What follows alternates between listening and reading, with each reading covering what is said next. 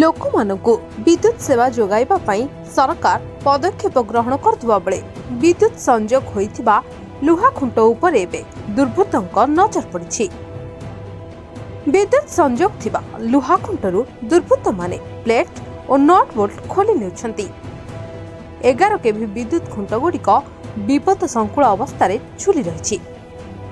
ଗୋଟିଏ କି ଦୁଇଟି ନୁହେଁ, ପ୍ରାୟ 10ରୁ ଊର୍ଦ୍ଧ୍ୱ ଖୁଣ୍ଟି ଝୁଲି ରହିଛି। ଜୀବନ ନେବାକୁ ଯେପରି ଛକି ବସିଛି ଏହି ବିଦ୍ୟୁତ ଖୁଣ୍ଟିଗୁଡ଼ିକ। ହଁ ଆଜ୍ଞା, ଏ ଦୃଶ୍ୟ ହେଉଛି ଦଶପଲ୍ଲା ବ୍ଲକର ପଶ୍ଚିମାଞ୍ଚଳ ବାଣୀଗୁଚ୍ଛା ଅଞ୍ଚଳକୁ ବିଦ୍ୟୁତ ସଂଯୋଗ ଦିଆଯାଇଛି। ଦଶପଲ୍ଲା ସହର ପଛ ପାର୍ଶ୍ୱରେ କୁଆଁରିଆ କେନାଲ ବନ୍ଧ ରାସ୍ତା ପାର୍ଶ୍ୱରେ ଏହି 11 କେଭି ବିଦ୍ୟୁତ ଖୁଣ୍ଟଗୁଡ଼ିକ ରହିଛି। ହେଲେ ଦୁର୍ବୃତ୍ତମାନେ ବିଦ୍ୟୁତ ଖୁଣ୍ଟରୁ ପ୍ଲେଟ୍ ଓ ନଟ୍ ବୋଲ୍ଟ ସବୁକିଛି ଖୋଲି ନେଉଛନ୍ତି।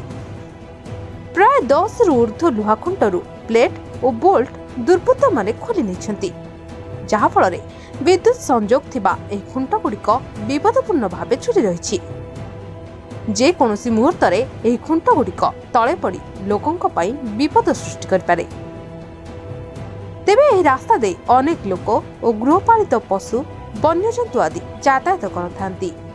ହେଲେ ବିଦ୍ୟୁତ ସଂଯୋଗ ଖୁଣ୍ଟଗୁଡ଼ିକ ଏଭଳି ଅବସ୍ଥାରେ ବିପଦ ସଂକୁଳ ହୋଇ ଝୁଲି ରହିଛି ଯେ ଏକ ବଡ଼ ଅଘଟଣକୁ ଏଡ଼ାଇ ଦିଆଯାଇନପାରେ। ଯାତାୟାତ କରୁଥିବା ଲୋକମାନେ ଭୟଭୀତ ଅବସ୍ଥାରେ ଯାତାୟାତ କରୁଛନ୍ତି। ଦୀର୍ଘଦିନ ଧରି ବିଦ୍ୟୁତ ଖୁଣ୍ଟଗୁଡ଼ିକ ବିପଦପୂର୍ଣ୍ଣ ଭାବେ ରହିଥିଲେ ମଧ୍ୟ ବିଦ୍ୟୁତ ବିଭାଗ ଏଥିପ୍ରତି ଦୃଷ୍ଟି ଦେଉନଥିବା ସାଧାରଣରେ ଅଭିଯୋଗ ହୋଇଛି।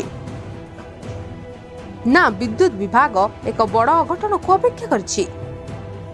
ତୁରନ୍ତ ବିଦ୍ୟୁତ ବିଭାଗ ଏଥିପ୍ରତି ଦୃଷ୍ଟି ଦେଇ ପଦକ୍ଷେପ ନେବାକୁ ଜନସାଧାରଣର ଦାବି ହେଉଛି।